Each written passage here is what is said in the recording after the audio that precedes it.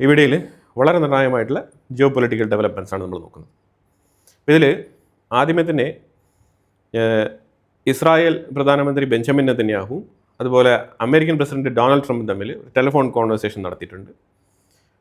JD വാൻസും ഇതിൽ പങ്കെടുത്തിട്ടുണ്ടായിരുന്നു. അപ്പോൾ ഇതിനകത്ത് ഇസ്രായേലിനെ പറഞ്ഞ് മനസ്സിലാക്കാൻ വേണ്ടിയിട്ടുള്ള ശ്രമമാണ് അമേരിക്ക നടത്തിയത്. എന്ത് കണ്ടീഷൻ്റെ ബേസിലാണ് ഞങ്ങൾ ഈ ഡീലിലേക്ക് ഞങ്ങൾ മുന്നോട്ട് പോകുന്നത്. അപ്പോൾ അതിൽ ഫൈനൽ ഡിസിഷൻ എന്ന് പറഞ്ഞാൽ അമേരിക്ക ഉറച്ചൊരു തീരുമാനം എടുക്കണം എന്നുള്ളത് ഇസ്രായേലിൻ്റെ സൈഡിൽ നിന്നും പ്രഷർ ചെയ്ത് പറഞ്ഞിട്ടുണ്ട്. അതായത് ന്യൂക്ലിയർ എൻറിച്ച്മെൻറ്റ്, ആണവായുധ നിർമ്മാണം, ഈ രണ്ട് വിഷയങ്ങൾ, അതുപോലെ എൻറിച്ച്ഡ് യുറേനിയം അവരുടെ കയ്യിൽ ഉണ്ടാവാൻ പാടില്ല. ഈ വിഷയത്തിൽ ഉറച്ച തീരുമാനം എടുത്തിട്ട് നിങ്ങൾക്ക് MOU നിങ്ങൾ whether deal or no deal, ഇതൊന്നും ഇസ്രായേലിനെ ബാധിക്കുന്ന വിഷയങ്ങളല്ല. ഞങ്ങൾക്കെതിരെ ആക്രമണം നടത്തിയാൽ ഞങ്ങൾ തിരിച്ചടിക്കുമെന്ന് ശക്തമായിട്ടുള്ള നിലപാട് നെതന്യാഹു പറഞ്ഞിട്ടുണ്ട് ട്രംപിൻ്റെ അടുത്തും JD വാൻസിൻ്റെ അടുത്തും. JD വാൻസ് ആണെന്നുണ്ടെങ്കിൽ പറഞ്ഞിരിക്കുന്നത് ഞാൻ പൂർണ്ണ ഉത്തരവാദിത്തം ഏറ്റെടുക്കുന്നുണ്ട്, ഞാൻ നല്ല കോൺഫിഡൻസിലാണ്. ഏത് ഇറാൻ്റെ വിഷയത്തിൽ JD വാൻസ് കോൺഫിഡൻസിലാണെന്നാണ് JD വാൻസ് പറയുന്നത്.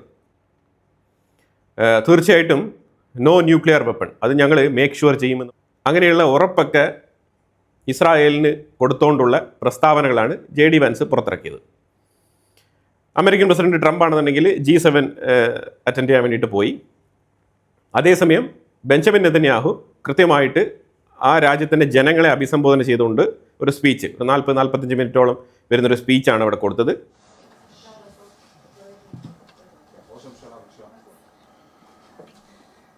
אזרחי ישראל היקרים, במשך עשרות שנים אני נאבק במאמצים של איראן להתחמש בנשק גרעיני. אני יכול להגדיר את זה. അപ്പോൾ അതിനകത്ത് വളരെ വ്യക്തമായിട്ട് ഇസ്രായേലിൻ്റെ നേട്ടങ്ങളെ എണ്ണി പറയുന്നുണ്ട്. ഇസ്രായേൽ യുദ്ധം ഇന്നും ഇന്നലെയും തുടങ്ങിയതല്ല. ഇസ്രായേൽ യുദ്ധം ഒക്ടോബർ 7, 2023 തുടങ്ങിയതാണ്. അന്ന് മുതൽ നമ്മുടെ രാജ്യത്തിൻ്റെ ഡിഫൻസിൻ്റെ വളർച്ചയെ നിങ്ങൾ നോക്കൂ. അതുപോലെ തന്നെ നമ്മളുടെ യുദ്ധത്തിൻ്റെ മേഖലകൾ, ഗാസയിൽ നമ്മൾക്കെതിരെ നടത്തിയ തീവ്രവാദ ആക്രമണത്തിനെതിരെ നമ്മൾ നടത്തിയ യുദ്ധം, ഗാസ, വെസ്റ്റ് ബാങ്ക്, അതുപോലെ തന്നെ ലെബനൻ, സിറിയ, അതുപോലെ ഇറാഖിൻ്റെ മിലീഷ്യ ഗ്രൂപ്പുകൾക്കെതിരെ, അതുപോലെ ഇറാൻ വരെ നമ്മൾ എക്സ്പാൻഡ് ചെയ്തിട്ടുണ്ട്. ഇത്രയും നീണ്ട ഒരു യുദ്ധമാണ് നമ്മൾ നടത്തിയത്. ഇറ്റ്സ് എ ലോങ് ജേർണി എന്നാണ് നെതന്യാഹു പറഞ്ഞു വെക്കുന്നത്. ഇതിനകത്ത് നിരവധി വിഷയങ്ങൾ നമ്മൾ അച്ചീവ് ചെയ്തിട്ടുണ്ട്. പരമാവധി നമ്മളുടെ ഗോൾസ് എല്ലാം തന്നെ നമ്മൾ അച്ചീവ് ചെയ്തിട്ടുണ്ട് എന്നാണ് നെതന്യാഹു പറഞ്ഞു വെക്കുന്നത്.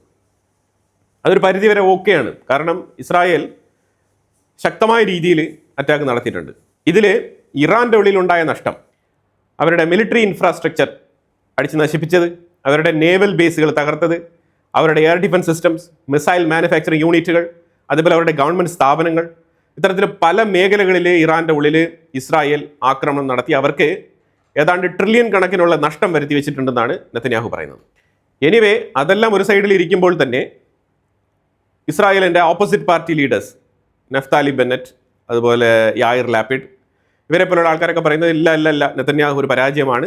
നഫ്താലി ബെന്നറ്റ് അതിൽ നിന്നും ഒരു സ്റ്റെപ്പ് മുകളിലേക്ക് പോയി പറയുകയാണ്, അടുത്ത 4 വർഷം നഫ്താലി ബെന്നറ്റിൻ്റെ ഗവൺമെൻറ് വരും, ആ സമയത്ത് ഇറാൻ്റെ റെജീം ചേഞ്ച് നടക്കും എന്നുള്ള രീതിയിലുള്ള സ്റ്റേറ്റ്മെൻറ്റുകളൊക്കെ നഫ്താലി ബെന്നറ്റ് പറയുന്നുണ്ട്. ഇതൊക്കെ പൊളിറ്റിക്കൽ ഓറിയൻറ്റഡ് ആയിട്ടുള്ള സ്റ്റേറ്റ്മെൻറ്റുകളാണ്. ഇസ്രായേലിൻ്റെ ഉള്ളിൽ വരാൻ പോകുന്ന ഇലക്ഷനിൽ വിജയിക്കാൻ വേണ്ടിയിട്ട് രണ്ട് കൂട്ടരും, അതായത് ഈ യായിർ ലാപ്പിഡിൻ്റെ പാർട്ടി ആയിക്കോട്ടെ, അതേപോലെ നഫ്താലി ബെന്നറ്റിൻ്റെ ടീം ആയിക്കോട്ടെ, ഇവരെല്ലാം തന്നെ ഈ ലിക്വിഡ് പാർട്ടിക്കെതിരെ ഉയർത്തുന്ന വാദങ്ങളാണ് ഇതൊക്കെ.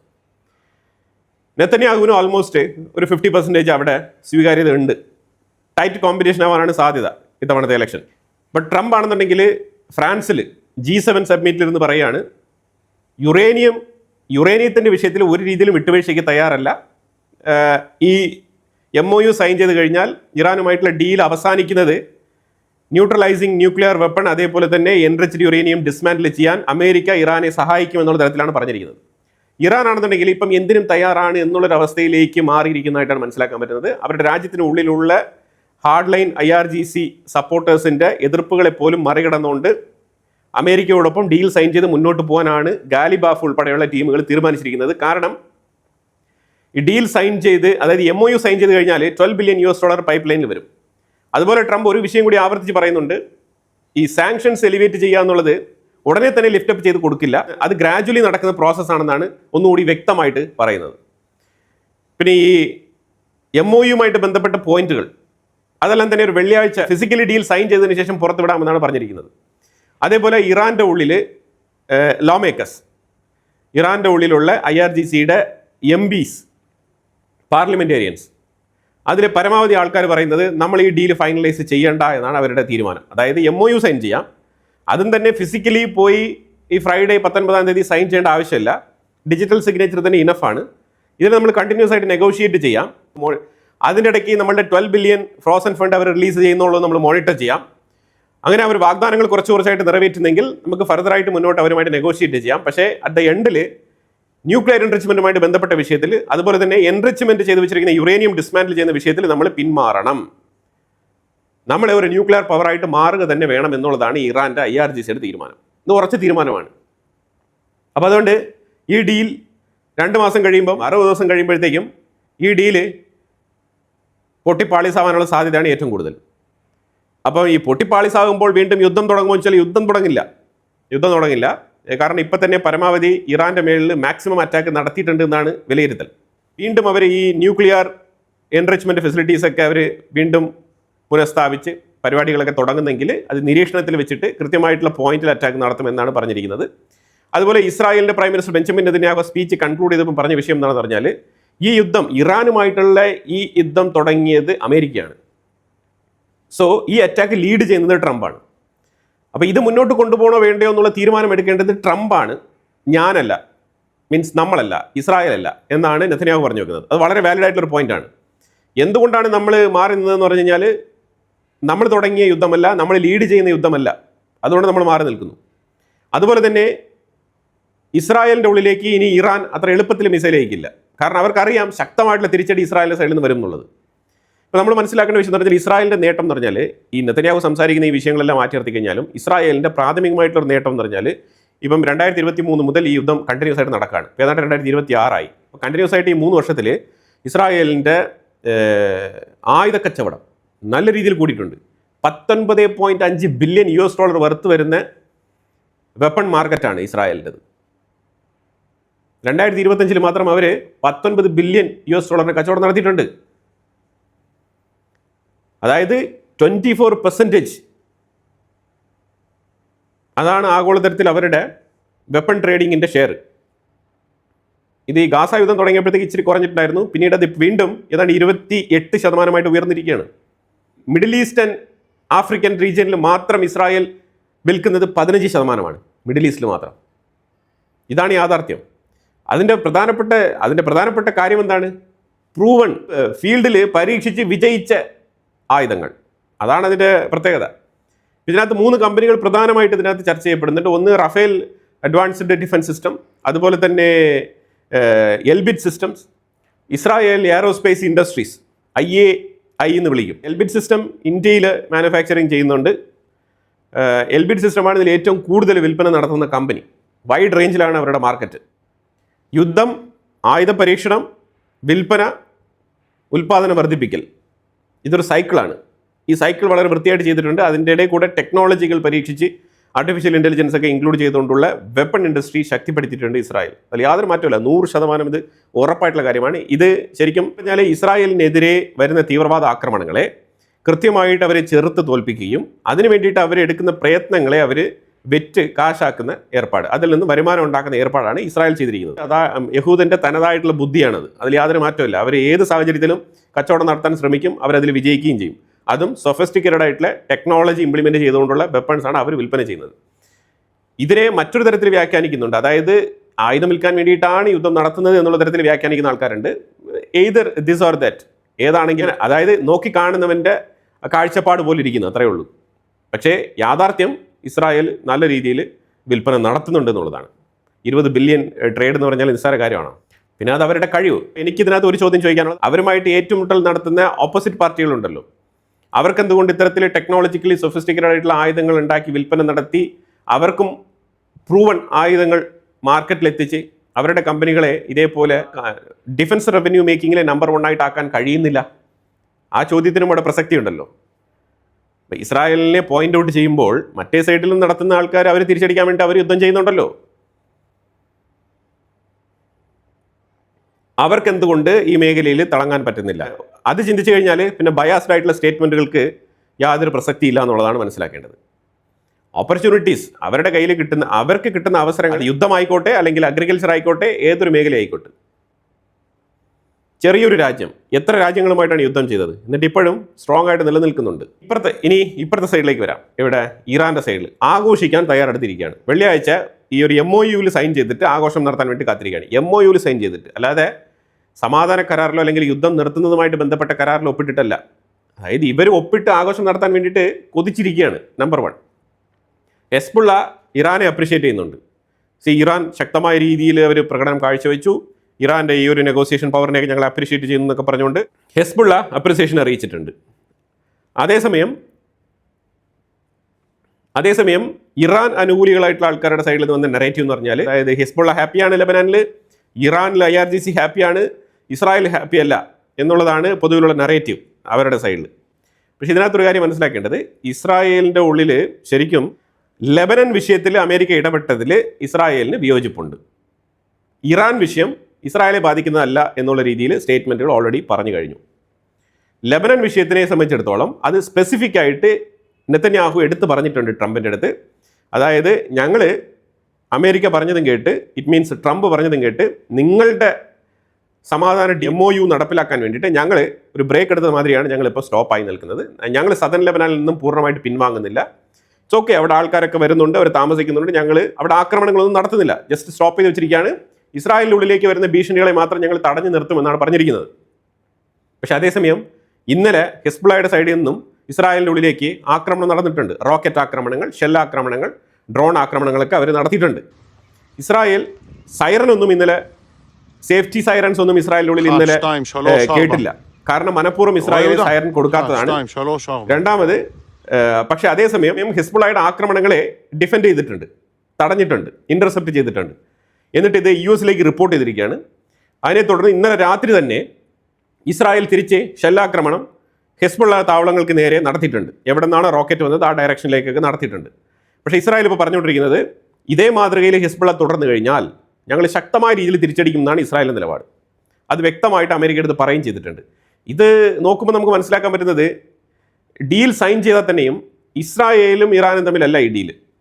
ഇസ്രായേലുമായിട്ട് ഇറാൻ യുദ്ധം നിർത്തിയിട്ടുമില്ല. അവരുടെ യുദ്ധമേഖല എപ്പോഴും ഓപ്പൺ ആണ്. അങ്ങനെയാണ് നെതന്യാഹു പറഞ്ഞിരിക്കുന്നത്.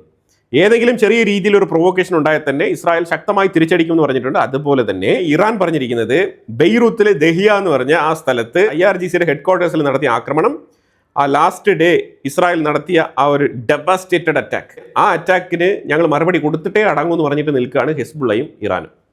ഇതാണ് നിലവിലെ സാഹചര്യം. ഇറാന് അമേരിക്കയുമായിട്ടാണ് ഡീൽ, ഇസ്രായേലുമായിട്ടല്ല.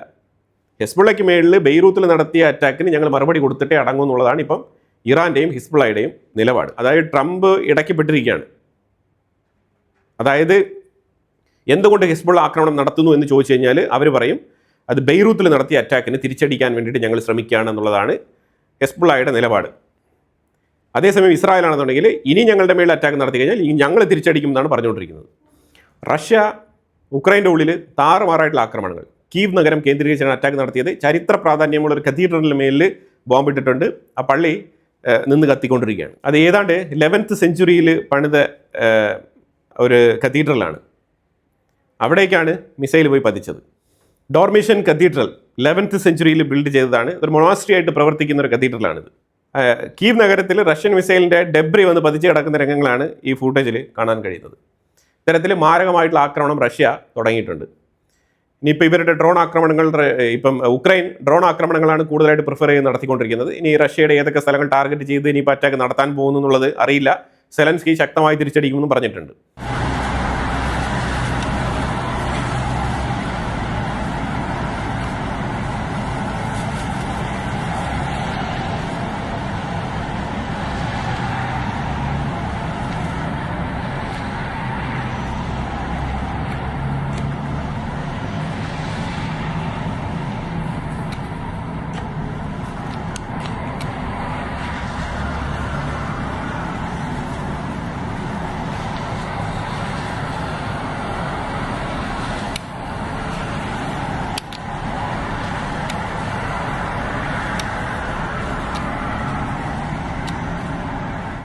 ഇനിയിപ്പോൾ നമ്മൾ അമേരിക്കയുടെ ഉള്ളിൽ B-52 ബോമർ, അമേരിക്കയുടെ സ്ട്രാറ്റജിക് ബോമർ കാറ്റഗറിയിൽ വരുന്ന എയർക്രാഫ്റ്റാണിത്. ഹെവി ബോംബിംഗ് നടത്താനുള്ള എയർക്രാഫ്റ്റാണ്. ഇത് റൺവേയിൽ നിന്നും ടേക്ക് ഓഫ് ആയി ജസ്റ്റ് ഒന്ന് പറന്നതേ ഉള്ളൂ, അവിടെ തകർന്ന് വീണ് മൊത്തത്തിൽ കത്തി നശിച്ചു. അതിൻ്റെ ഉള്ളിൽ യാത്ര ചെയ്ത 8 പേര് കൊല്ലപ്പെട്ടിട്ടുണ്ട്.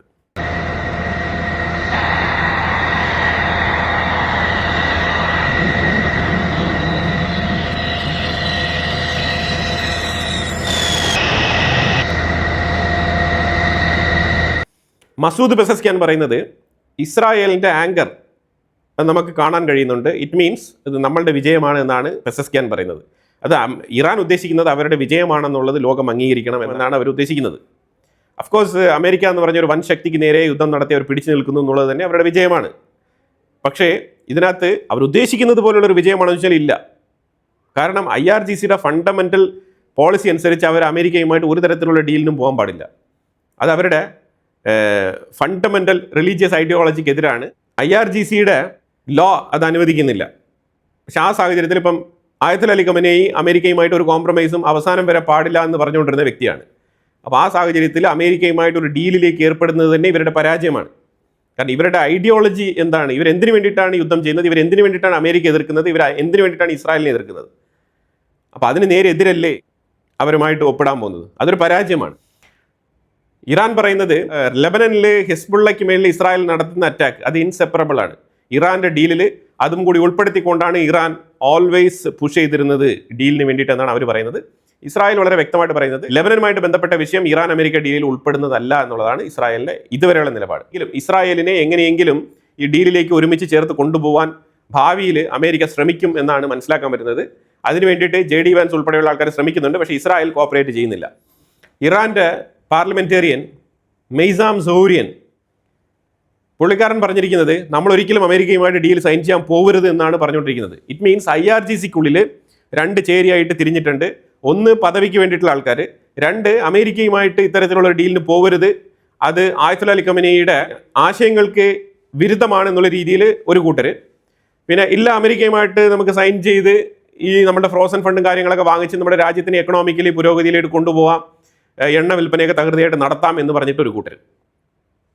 ഇതിലെല്ലാം ഉപരിയായിട്ട് കുറേ യുവാക്കൾ, ഈ IRGCയെ തന്നെ താല്പര്യമില്ലാത്ത കുറച്ച് യുവാക്കൾ, മറ്റേ പ്രേസ പെലവിയൊക്കെ അനുകൂലിക്കുന്ന കുറച്ച് ടീമുകൾ, ഇങ്ങനെ ആകെക്കൂടി ഇറാൻ്റെ ഉള്ളിൽ പല തരത്തിൽ ആകെക്കൂടി പല ഗ്രൂപ്പായിട്ട് തിരിഞ്ഞിട്ടുണ്ട് ഇറാൻ്റെ ഉള്ളിൽ. അപ്പം ഈ റെജീം ചേഞ്ചിനെ കുറിച്ച് നെതന്യാഹുവിൻ്റെ അടുത്ത് ചോദിക്കുന്നുണ്ട് മാധ്യമപ്രവർത്തകർ. നിങ്ങൾ റെജീം ചേഞ്ച് നടത്താൻ സാധ്യതയുണ്ടെന്ന് പറഞ്ഞിട്ടാണല്ലോ നിങ്ങൾ അറ്റാക്കിന് പോയത്. അപ്പം നെതന്യാഹു അതിന് മറുപടി കൊടുക്കുന്നത്, റെജീം ചേഞ്ച് എന്നുള്ളത് ആ റെജീം ഓൾറെഡി വീക്കാണ്, അവിടെ ഓൾറെഡി വിള്ളൽ വീണിട്ടുണ്ട്. പക്ഷേ ഇത് എത്ര കാലം കൊണ്ട് ഈ റെജീം ചേഞ്ച് ഉണ്ടാവും എന്നുള്ളത് നമുക്കറിയില്ല. അത് ഇറാനിലെ ജനങ്ങൾ തീരുമാനിക്കേണ്ട വിഷയമാണ്. നേരെ മറിച്ച് നമ്മൾ അതിന് വേണ്ടിയിട്ടുള്ള എല്ലാ ക്രാക്കുകളും ഉണ്ടാക്കി വെച്ചിട്ടുണ്ട്. നമ്മൾ ആ IRGCയെ ഒന്ന് ക്രാക്ക് ചെയ്ത് നിർത്തിയിട്ടുണ്ട്. ഇപ്പം നമുക്ക് പറയാൻ പറ്റുമോ സോവിയത്ത് എത്ര കാലം കൊണ്ട് വീണു എന്നുള്ളത് നമുക്ക് മുൻകൂട്ടി പ്രവചിച്ചിട്ട് നടത്തിയ കാര്യമാണോ? പക്ഷേ ഗ്രാജുവലി അത് വീണു. 2ാം ലോകമഹായുദ്ധം നിർത്തിയ ആ ദിവസം സോവിയറ്റ് റെജീമിന് വീഴ്ച പറ്റിയിരുന്നോ ചോദിച്ചു കഴിഞ്ഞാൽ ഇല്ല. 2ാം ലോകമഹായുദ്ധം കഴിഞ്ഞിട്ട് കുറേ കാലം കഴിഞ്ഞിട്ടാണ് റെജീം വീഴ്ച സംഭവിച്ചത്. ആ വിഷയം അവിടെ നെതന്യാഹു ചൂണ്ടിക്കാണിക്കുന്നുണ്ട്. അപ്പം അതുപോലെ ഇത്തരത്തിലുള്ള തീവ്രവാദ റെജീമുകൾക്കൊക്കെ ഒരുപാട് നാളൊന്നും അങ്ങനെ ലൈഫ് ഉണ്ടാവില്ല. കുറച്ചു കാലം കഴിയുമ്പോൾ ഇറാൻ്റെ ഉള്ളിൽ നിന്ന് തന്നെ അതിനുള്ള തീരുമാനം ഉണ്ടാകുമെന്നാണ് നെതന്യാഹു പറഞ്ഞിരിക്കുന്നത്. അതുപോലെ ഗാസയ്ക്കുള്ളിൽ ആക്രമണം ശക്തിപ്പെടുത്തിയിട്ടുണ്ട്. ഗാസയ്ക്കുള്ളിൽ ഹമാസ് മെമ്പേഴ്സിനെ ടാർഗറ്റ് ചെയ്തുകൊണ്ടുള്ള അറ്റാക്ക് അത് തുടങ്ങിയിട്ടുണ്ട്. അതുപോലെ ഗാസയ്ക്കുള്ളിൽ ഹമാസിനെതിരെയുള്ള ഒരു ടീമും അവിടെ രൂപപ്പെട്ടിട്ടുണ്ട്. അവരും ഹമാസിനെതിരെ തന്നെയാണ് നിലപാടെടുത്തിരിക്കുന്നത്. നമ്മൾ സ്പെഷ്യലായിട്ടൊരു വിഷയം നോക്കിക്കഴിഞ്ഞാൽ പാകിസ്ഥാനിൽ റാവൽകോട്ട് എന്ന് പറഞ്ഞൊരു സ്ഥലത്ത് പാക് ആർമിക്കെതിരെ ശക്തമായിട്ടുള്ള തിരിച്ചടി, തോക്കെടുത്ത് പട്ടാളക്കാരെ വെടിവെക്കുകയാണ്. അതാണ് അവിടെ നടക്കുന്നത്.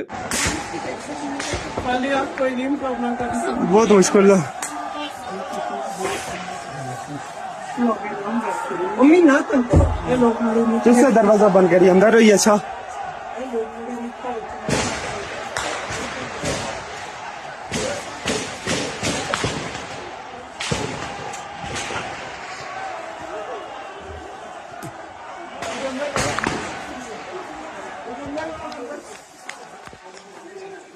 പാകിസ്ഥാൻ്റെ പ്രൈം മിനിസ്റ്റർ ഷഹബാസ് ഷെരീഫ് ആസ്വദിക്കുന്നുണ്ട്. അതായത് ഇറാൻ അമേരിക്ക ഡീൽ സാധ്യമാകാൻ പാകിസ്ഥാൻ കാരണമായി. പ്രത്യേകിച്ച് അസീം മുനീറും ഷഹബാസ് ഷെരീഫും രണ്ടുപേരും അവരുടെ നേതൃത്വത്തിലാണ് ഈ ഡീൽ ഇതുവരെ എത്തിയത്, ഈ MOU ഡിജിറ്റൽ സിഗ്നേറ്ററി വരെ എത്തിയത്. സോ അതിൻ്റെ അപ്രിസിയേഷൻ ഷഹബാസ് ഷെരീഫ് പാർലമെൻറ്റിൻ്റെ ഉള്ളിലേക്ക് നടന്നു വരുമ്പോൾ തന്നെ കരഘോഷങ്ങളോടുകൂടി അപ്രിസിയേഷൻ അറിയിക്കുന്നുണ്ട് ആൾക്കാർ. അതിനെക്കുറിച്ചൊരു 10 മിനിറ്റ്സ് സ്പീച്ചും കൂടി ഷഹബാസ് ഷെരീഫ് പാർലമെന്റിനുള്ളിൽ നടത്തുന്നുണ്ട്. तारीखी मुआहदे की बाज़ाब्ता तकरीब इंशाअल्लाह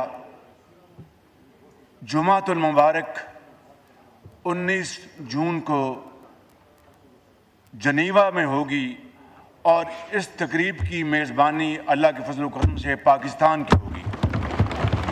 പക്ഷേ പാകിസ്ഥാന് മനസ്സിലാവുന്നില്ല, പാകിസ്ഥാൻ്റെ കയ്യിൽ നിന്നും ഈ അക്കോർഡിൻ്റെ ക്രെഡിറ്റ് ജനീവ തട്ടിയെടുത്തുകൊണ്ട് പോവാണ്. ഇത് ജനീവ അക്കോർഡ് എന്നാണ് ഇനി അറിയപ്പെടാൻ പോകുന്നത്. പാകിസ്ഥാനിന് നല്ല രീതിയിലൊരു പണിയാണ് ട്രംപ് തിരിച്ചു കൊടുത്തത്. पूरी आलमी बरादरी को इस कामयाबी पर दिल की गहराइयों से मुबारकबाद पेश करता हूँ. അതുപോലെ ഷഹബാസ് ഷെരീഫിൻ്റെ പാർട്ടിയിൽപ്പെട്ട ആൾക്കാർ, അനുയായികൾ ഷഹബാസ് ഷെരീഫിനെയും അസീം മുനീറിനെയൊക്കെ അഭിനന്ദിച്ചുകൊണ്ടുള്ള പോസ്റ്ററൊക്കെ അടിച്ചു ഒട്ടിച്ചിട്ടുണ്ട്. പക്ഷേ അതേസമയം പാകിസ്ഥാൻ്റെ ഉള്ളിൽ നല്ല രീതിയിലുള്ള കലാപങ്ങളാണ് നടക്കുന്നത്. POK മേഖലയിൽ POK നിവാസികൾ അവർ തോക്കെടുത്ത് ഇറങ്ങിയിരിക്കുകയാണ്. തോക്ക് വെച്ച് റെഡി ആയിട്ടിരിക്കുകയാണ്. ഏത് സമയത്ത് പട്ടാളക്കാരന്മാർ അവിടെ കയറി വന്നാലും വെടിവെക്കണം എന്ന് പറഞ്ഞിട്ടിരിക്കുകയാണ്. അവിടെ നിരന്തരം ഈ പ്രതിഷേധങ്ങൾ നടന്നുകൊണ്ടാണ് ഇരിക്കുന്നത്. അത് കഴിഞ്ഞിട്ട് ഈ പോലീസുകാരന്മാർ വന്നു കഴിഞ്ഞാൽ അവന്മാരെ ഓടിച്ചിട്ടടിയാണ്. അതാണ് നടന്നുകൊണ്ടിരിക്കുന്നത്. ഇപ്പം സാധാരണക്കാരുടെ കയ്യിൽ വരെ തോക്കുണ്ടെന്നുള്ളതാണ് യാഥാർത്ഥ്യം. POK. അപ്പോൾ എന്തായാലും ഒരു സൈഡിൽ G7 നടക്കുന്നുണ്ട്. G7ൻ്റെ പൂർണ്ണമായിട്ടുള്ള ഒരു വീഡിയോ നമ്മൾ പബ്ലിഷ് ചെയ്യുന്നുണ്ട്. കാരണം അതിൽ പല മീറ്റിങ്ങുകൾ നടന്നുകൊണ്ടിരിക്കുകയാണ്. ആ മീറ്റിംഗ് എല്ലാം നടന്ന് തീർന്നിട്ട് കൃത്യമായിട്ട് അതിനെക്കുറിച്ചുള്ള വിലയിരുത്തൽ ഞാൻ അപ്ഡേറ്റ് ചെയ്യാം. അതുപോലെ ട്രംപ് പറഞ്ഞിരിക്കുന്നത് G7 രാജ്യങ്ങൾക്കൊരു ഉപദേശം, അതായത് നിങ്ങൾ തേർഡ് വേൾഡ് കൺട്രിയിലുള്ള ജനങ്ങളെ നിങ്ങൾ സ്വീകരിക്കുകയാണെന്നുണ്ടെങ്കിൽ നിങ്ങളും ഒരു തേർഡ് വേൾഡ് കൺട്രി ആയിട്ട് മാറും. അതിനുള്ള പോക്കാണ് നിങ്ങളിപ്പോൾ നടത്തിക്കൊണ്ടിരിക്കുന്നത് എന്നുള്ളൊരു ഉപദേശം യൂറോപ്യൻ രാജ്യങ്ങൾക്ക് കൊടുത്തിട്ടുണ്ട്. അത് G7 വെച്ചിട്ടാണ് ഈ ഒരു പ്രസ്താവന ട്രംപ് പറഞ്ഞിരിക്കുന്നത്. അതുപോലെ ഇറാൻ്റെ മീഡിയ നിരന്തരം അടിച്ചിറക്കുന്ന ഫേക്ക് ന്യൂസുകളെ കണ്ടംപ്റ്റ് ചെയ്തുകൊണ്ട് ട്രംപ് ഒരു ട്വീറ്റ് പബ്ലിഷ് ചെയ്തിട്ടുണ്ട്. $300 ബില്യൺ ഖത്തർ ത്രൂ ഇറാന് കൊടുക്കും എന്ന് പറഞ്ഞ ആ ഒരു സ്റ്റേറ്റ്മെൻറ്റ് ഫേക്കാണ്. $300 ബില്യൺ ഇറാൻ്റെ റീകൺസ്ട്രക്ഷന് വേണ്ടിയിട്ട് അമേരിക്ക കൊടുക്കില്ല എന്നാണ് ട്രംപ് പറഞ്ഞിരിക്കുന്നത്. അതുപോലെ യുറേനിയം, എൻറിച്ച്ഡ് യുറേനിയം ഡിസ്ട്രോയ് ചെയ്യുക എന്നുള്ളത് ഒരു പ്രധാനപ്പെട്ട വിഷയമാണ്. അത് നടക്കാതെ ഇത് ഡീലിലേക്ക് എത്തില്ല എന്നും കൂടി പറഞ്ഞിട്ടുണ്ട്. അപ്പോൾ അതായത് എൻഡ് പ്രോസസ്സ് കുറച്ച് ടൈം എടുത്തായിരിക്കും. ഇപ്പോൾ 60 ദിവസം എന്ന് പറഞ്ഞാലും 60 ദിവസത്തിൽ ഈ ഡീൽ നടക്കുമെന്ന് തോന്നുന്നില്ല. ഇത് കുറച്ചുകൂടെ വലിച്ചു നീട്ടിപ്പോകാനുള്ള സാധ്യതയാണ് കൂടുതൽ. കാരണം യുറേനിയത്തിൻ്റെ വിഷയത്തിൽ ഇറാനും ഇതുവരെ ഒരു കാര്യങ്ങളും പറഞ്ഞിട്ടില്ല. ഇപ്പോൾ വെള്ളിയാഴ്ച ഇവർ സൈൻ ചെയ്ത് ഈ MOUയിൽ എന്താണ് എഴുതിയിരിക്കുന്നുള്ളത് പുറത്ത് വന്നാലേ ഇതിനകത്തുള്ള വ്യക്തമായിട്ടുള്ള കാര്യങ്ങൾ മനസ്സിലാക്കാൻ പറ്റൂ. ഇസ്രായേലിൻ്റെ ആശങ്കകൾക്കും അപ്പോഴായിരിക്കും ഒരു തീരുമാനം ഉണ്ടാകുക. Iran will never have a nuclear weapon. And it says it loud and clear. They're not going to develop it. They're not going to buy it. They're not going to do anything with it. And if they do, they suffer unbelievable consequences. Not just a little bit like, I won't even tell you the consequences, but the consequences are the ultimate consequences. And with that being said, I hope we have a very good relationship. But the biggest thing is they will not have a nuclear weapon. And that's the reason I got in, and that's the reason I agreed to sign. And we originally had, Marco was with me, and they originally wrote that we will not develop a nuclear weapon. I said, no, you're not going to develop it, you're not going to buy either. So we have, that took another couple of days of time. Everything was, it's ridiculous, but so we have, they will not develop, purchase, buy, or any other thing. They're not going to acquire a nuclear weapon. If they do, all hell will rain down on them. And they're not going to do that, you know. അതേസമയം Hezbollah വീണ്ടും ഇവിടെ പ്രകോപനം നടത്തുന്നുണ്ട് ഇസ്രായേലിൻ്റെ ബോർഡറിൽ. അപ്പോൾ ഏത് നേരത്തും ലെബനൻ്റെ ഉള്ളിലേക്ക് ഇസ്രായേൽ വീണ്ടും കയറി അറ്റാക്ക് നടത്താനുള്ള സാധ്യത വളരെ കൂടുതലാണ്. അപ്പോൾ എന്തായാലും വളരെ ഇമ്പോർട്ടൻ്റ് ആയിട്ടുള്ള വിഷയങ്ങളാണ് നമ്മൾ വീഡിയോയിൽ പങ്കുവച്ചത്. ഇതിനെക്കുറിച്ചുള്ള അഭിപ്രായങ്ങൾ കമന്റ് ബോക്സിൽ രേഖപ്പെടുത്തുക. കൂടുതൽ വാർത്തകളുമായിട്ട് അടുത്ത വീഡിയോയിൽ വരാം. Thank you so much.